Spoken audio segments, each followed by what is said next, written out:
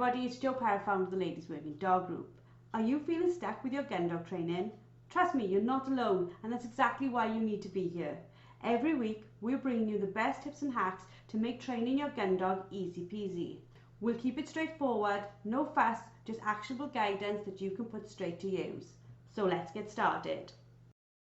Hello and welcome to another episode of Found It Fetched It. This week we are excited to be joined by Nicola Calendra, a specialist vet in small animal surgery. Nicola is a new guest to our podcast. Welcome, Nicola. How are you today? Yeah, good. Thank you, Joe. I'm really interested to have this sort of conversation and go into this topic with you, Nicola, because obesity is like one of those things in dogs that's not completely understood, as in, when is my dog sort of obese? So how do we sort of judge obesity in a dog? Well, I guess it's a very challenging thing to judge these days because if you go out onto the street, probably most of the dogs we come across are overweight. So if you're looking to judge it based on other dogs you might see, that's not always a good indication. But I guess typically we want dogs to be in hourglass shape, and it very much depends on the breed. So for most dogs, like your gun dogs, you want them to be like a nice hourglass shape. They want to have a nice tucked in waist, and you should be able to just about see the last rib, and you should definitely be able to palpate them. Whereas other dogs, like sighthounds, for example, they're often, they're a different shape completely. But yeah, it is difficult to judge. And like even if you try to use a scale, like a weight scale, because dogs, even between breeds, you can get very small Labradors, very big Labradors. It's very difficult to say, they need to be, X number of kilograms to be healthy. So it goes very much on what we call the body condition score. And if you have a look online, you can see lots of charts to refer to. And we normally grade them out of 9. And whereas you want to aim for a good 5 in the middle, like not too skinny and not too overweight. And you are right. When you walk the streets now, sometimes I think you see dogs that, to me and to you, we think nice, healthy weight, but then to others might look, or are they a little bit underweight? Because we see a lot of dogs that tend to be carrying a lot more weight than normal, should we say? Yeah, of course. Like for me, I think it's probably more unusual these days when I think, oh, that's a nice looking Labrador. It's got a nice waist. Whereas most of the times the Labradors that we see, for example, are overweight. And it is very difficult for these breeds because their natural instinct is to eat. Like it's something that's intrinsic in dogs. It's a survival instinct. They've got some food, they just want to eat. So it's we can't blame them. It's not their fault. It's something that's physically inside these dogs. They drive to eat as much food as possible. What do you think are the main causes of obesity in dogs? It has to come back to people. And I mean, your owners are the boss. It's not like a Labrador can decide, he wants a large portion of food for dinner, or, I'm going to cut back a bit today. So it's people, unfortunately. And it's people being kind. They look at you with their puppy dog eyes. You'll just give them a bit more food. I'm just eating my dinner. There's a little bit of meat left. I'm just going to give you this bit of meat and gravy. Give them lots of treats if you're doing dog training. Lots of treats. Keep going. It all adds up. Each little treat you give, like some of them have got the same amount of calories for a dog as like a Big Mac. It's this got a huge impact. So yeah, it's really people, unfortunately, being kind but actually not helping matters. What you just sort of said there just touched home with me, because I thought, not that I think I should be checking the calories of every pack, but I don't even know, and I can't even tell you whether the treats tell me their nutritional content. Like, I don't know what, even if you know the answer to this, do they need to tell us what we're giving our dogs? They do have some information on the back, but I guess ultimately as well, it's hard to say, like one treat for a small dog is quite a lot proportionally to a larger dog. So we can't really have the same guide. Like in people, we can say, this is how many calories an adult male should be eating. So it's a lot easier then to gauge, how you're doing. But in dogs, there's such a variety. I'm not even sure that would be so useful. So if you do have problems with your dog's weight, some of the things that are advised are, like if you weigh the dog's food, and if you're going to be doing lots of training with them in the day, you take a handful of that food for the day, you put it in a little bag, and then you can use the food then as the treat. So that way you don't have to use, other foods to try to tempt them to do their agility, for example. Yeah, and you're quite right. It's really easy through the day, like because I work from home and I eat my meals in the house. It's quite easy to say, "Oh, have that bit," or have that bit of fat, or have this bit because they're with you. They're part of your day, if that makes sense. So yeah, I can see how owner could unwittingly be giving them so many more calories. And in our house, we have two spaniels, and then we have one poodle cross. And I don't say, oh, well, you have a little bit less because you're smaller. They tend to have pretty much the same. So yeah, it's a lot for us to think about in what are we giving them in relation to their size. Yeah, absolutely. So, what are sort of the early signs of obesity in dogs that owners need to be looking out for? To be honest, it's something that you don't necessarily see early signs for. It's just something that creeps up and it gets to a point where like like for an owner might not necessarily notice it because they put a little bit more weight on every day, and it's not something that you can tell. Because they get bigger, they can get more lethargic, they don't want to go out for walks as much, everything's more of an effort. They might struggle to get up the stairs a little bit more. Like it does have quite pronounced effects on their breathing, especially some breeds, like the shorter nose breeds, your brachycephalics, it can have huge impacts on their breathing. And for other dogs, they might be prone to joint issues. They might have hip dysplasia or other orthopedic conditions. They might really be a bit more sluggish when they're walking, a bit stiffer. And there's other things that can cause as well, like pancreatitis and other problems. But they tend to manifest more later on. So in the early stages, you might not necessarily see it. So it is something you probably need to be aware of earlier on. And every dog is different. Like even if you read the back of the pack and it says to feed 500 grams for this weight dog.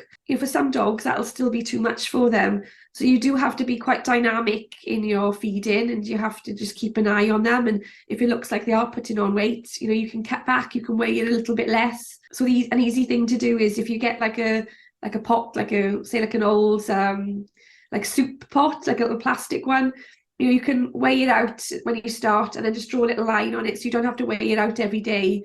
So that way it saves time in the morning then into working out how much food to give. I suppose for us as humans, like as our sort of trousers get a little bit tight, you think, oh, maybe I need to slow down here. But you're quite right. It's normally our clothing that tells us. Because I suppose when we look in the mirror, we don't see tiny, tiny changes. So for us looking at our dogs, it's the same. We're not seeing those tiny, tiny gradual changes. We see it maybe, like you said, at the point where we are seeing problems occur from that weight. Yeah, definitely. We've touched a little bit on like the sort of problems that we can have from them, but can obesity in dogs be linked to like certain behavioural changes? It's apart from like slowing down quite a bit, that might be the only thing that you see, because they don't want to go out for a walk as much, or if they do go on a walk, they might want to turn around a bit quicker because everything's a bit harder for them. Like I said, the impact, they store fat not only on the outside, but also on the inside of their bodies as well. So they might not be able to expand their lungs as well. Their abdomens might feel a bit tighter. So they're going to go for a walk, but they feel a bit uncomfortable. They might just want to go back home and sleep. And again, that leads to the cycle of, it's the same as a person, you need to have a good diet and exercise. So yeah, they're probably the things that you see most commonly from their behaviour. And for some breeds, like if you do start feeding them from the table, they do start to get into a habit and they might start to steal food more. So we always say not to feed food from the table because they're more likely to steal your Christmas dinner or things when you're not looking. Again, though, like you said right at the beginning, people do it out of kindness, don't they? They look at them and say, oh, go on then. Absolutely. Yeah, they're very loved dogs. So how does obesity, like we've touched on it, like how it impacts their overall health and the longevity, but long term, we can kill them with our kindness, can't we? Definitely, they do, have problems. So I can keep referring back to Labradors, but it applies to other breeds, like especially like beagles and spaniels and things. If they're carrying all this weight, it's really going to affect their joint mobility, and like often like some breeds are really prone to certain joint conditions and arthritis. And you definitely, we might, have to euthanize them sooner if they're really struggling to get around. In addition to like breathing problems, like I said, they often store fat in their airways. especially in the summer months, and some breeds like your pugs, your bulldogs, they're so vulnerable to high temperatures, and we've definitely lost quite a lot of dogs because of obesity and having abnormal airways. We don't actually think a lot, really, to be like, as you're talking, I think, oh, I don't actually think about what's building on the inside, because we don't think about it as humans. We sort of judge our weight mostly on our visual appearance, so we don't really think what's going on inside. But no, I don't think loads about, oh, what's going on inside of my dog. Yeah, absolutely. And it can have all sorts of, things. Like it can affect the pancreas. The pancreas is a really sensitive organ. So if dogs do have lots of fatty meals, it can make it inflamed.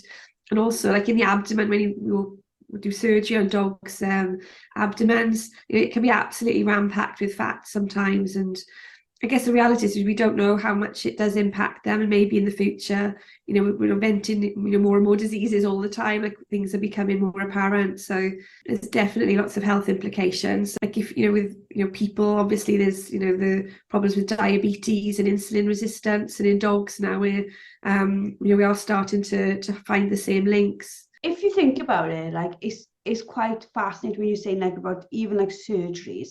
We don't think sometimes like that by letting them get overweight, we then make an issue for things like if they needed surgery, even on like a routine spay-in, there's more for you to deal with, isn't there? Yeah, definitely. I mean, certainly like a spay on an overweight dog is a lot more challenging compared to a slim dog, because they just store fat all around their kidneys and their ovaries. So from my perspective, I'd much rather operate on a slim animal. Yeah, definitely. And a healthy animal, because they'll Yeah. be able to bounce back quicker after an operation. Yeah, absolutely. It's a real balance, isn't it? Because like I said, we're trying to be kind and to do the best thing for them, but actually the kinder thing is to cut back and to get them into a healthy weight range. Is there sort of any dietary changes that you recommend? Like if somebody's listening to this now and they're like, oh, mine is carrying a little bit more than probably they should. Is there any sort of dietary changes they can make to rectify that, to take it back the other way? Oh, definitely. There's loads of things to do, and one of the most sensible things is to get in touch with your local vet. They often do weight clinics, so you can go in, you can pop them on the scales, and they can get used to going to the vet. So if they don't like going, it's quite nice. They can go stand on the scales just to get used to go in there. You can get a regular weight check then to make sure that we're aware of what we're doing is going to cause any change. You can take your normal food and just reduce it by 10-20%. Or something that you can do is to get one of these prescription diets, so they're lower in fat. It's kind of like when you go to Slimming World or other weight loss clinics, where you're eating the same like volume of food, but actually the calorie per calorie density is lower. So the dogs feel like they're having the same food as they were having before, but there's a lot less energy in it for them. So that's probably one of the easiest ways to do it, and the way you can get quicker results. And lots of run these regular clinics where they can help you to adjust things. When you weigh your food out, you just take a little bit aside each day, so you don't have any more treats, no feeding off the table, and you're really quite strict about things. If you want to give them a little treat, you could give them a little bit of carrot or other vegetable, just to try to they feel like they're getting something exciting. But yeah, to cut out anything, no sausages, bits of meat, all these things have got a lot of calories for them. Yeah, because when we do tend to treat with sort of like high density, high calorie foods rather than, oh, here's a carrot. Yeah, yeah, absolutely. Chances are they would enjoy the carrot just as much. Yeah, it's true.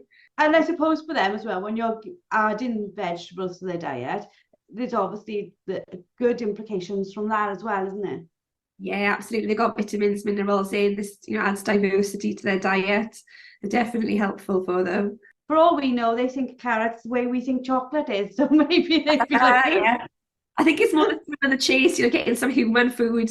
Like if you've got some carrot, like the ends of the carrot, I'll often, put them in my dog's bowl just to try to distract him a little bit, and he thinks he's getting a good treat there. So we touched upon there that there are specific foods and supplements that can help manage weight. Is there, this is just a case of going along to the vet and saying, look, can you tell if my dog is overweight or not, and what can I do if they are overweight? It's just talking to your vet, isn't it? Yeah, absolutely. It's important to have a good rapport with your local vet. And yeah, like the regular clinics help to keep it in touch as well.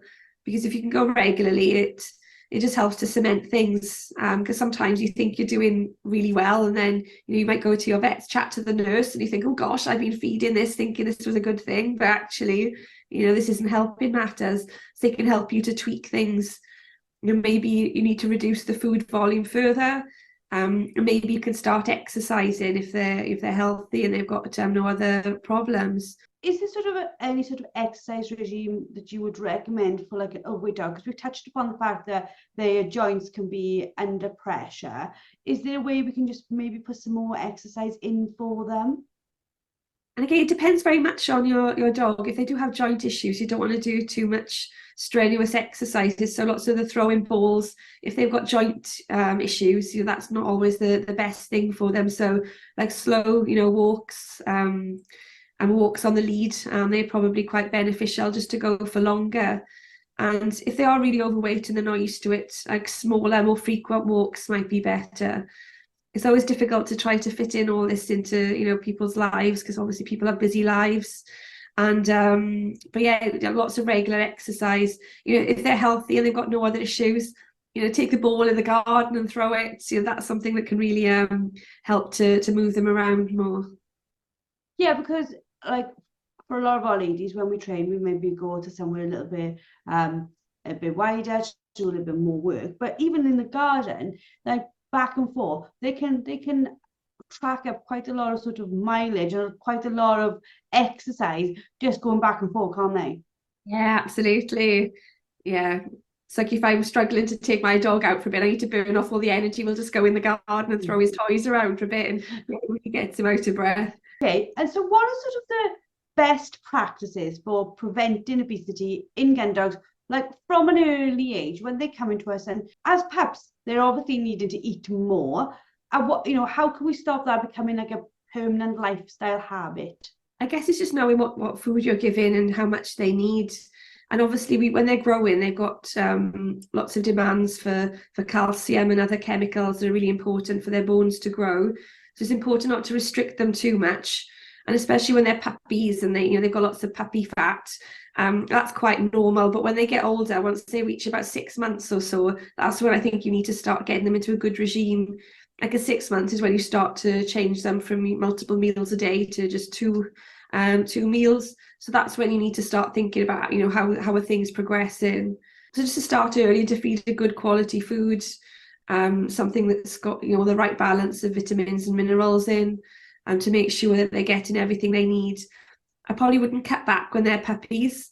But once they start to get older, you can start to gauge then, how they are, what their metabolism's like, how much exercise they need.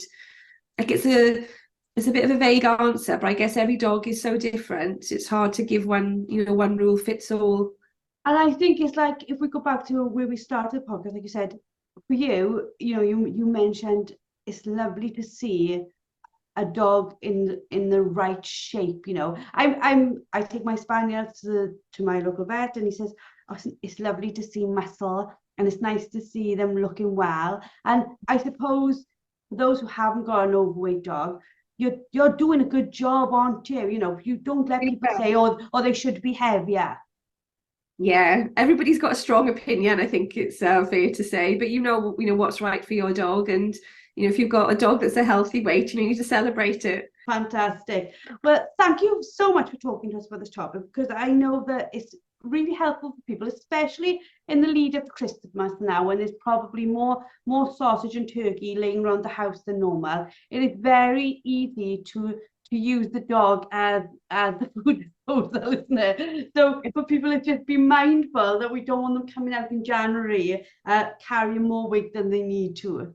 Definitely, I think we're all responsible for that in our house. For us and our dogs. Yeah, definitely, probably more me, to be honest. Well, thank you very much for giving us your time today, Nicola. Hopefully, Nicola will be joining us in some more podcasts going forward in 2024, where we will talk more about specialisms and specialism surgery. But for today, we hope that you've enjoyed, and we shall see you all next week. That's it for today's episode. A massive thank you for tuning in. Don't forget to head over to the LWDG and sign up for our membership. Get access to expert-led training, a wonderfully supportive community, and the resources you need to become a confident and skilled gun dog trainer. Let's take this journey together, because no woman should have to train her gun dog alone. We'll see you all next week.